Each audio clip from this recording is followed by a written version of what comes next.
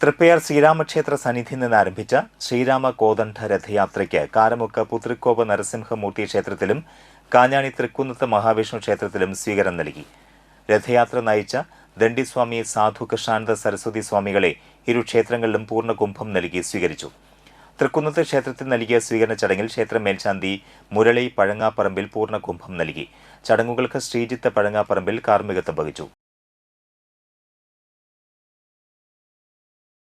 കാരമുക്ക് പുത്രിക്കോവ് ക്ഷേത്രത്തിൽ നൽകിയ സ്വീകരണ ചടങ്ങിൽ ക്ഷേത്ര സംരക്ഷണ സമിതി രക്ഷാധികാരി അഡ്വക്കേറ്റ് കെ.എൻ. സോമകുമാർ പൂർണ്ണകുംഭം നൽകി സ്വീകരിച്ചു. ക്ഷേത്രം ട്രസ്റ്റി സി.പി. രമേശ് നമ്പൂതിരി, ക്ഷേത്ര സംരക്ഷണ സമിതി president Shaji Kuruppath, secretary P B. Venu, treasurer Suryanarayanan, committee അംഗങ്ങളായ സുബ്രഹ്മണ്യൻ കാര്യട്ട്, ടി.ബി. ബാബു, സുഷമ സുനിൽ, അജിത ശ്രീനിവാസൻ, ബിന്ദു സജി, അഞ്ജലി ഷാജി, ലീല എടക്കാട്ടിൽ, അതുൽ കൃഷ്ണ, അഭിനവ് കൃഷ്ണ എന്നിവർ സ്വീകരണ ചടങ്ങിൽ പങ്കെടുത്തു.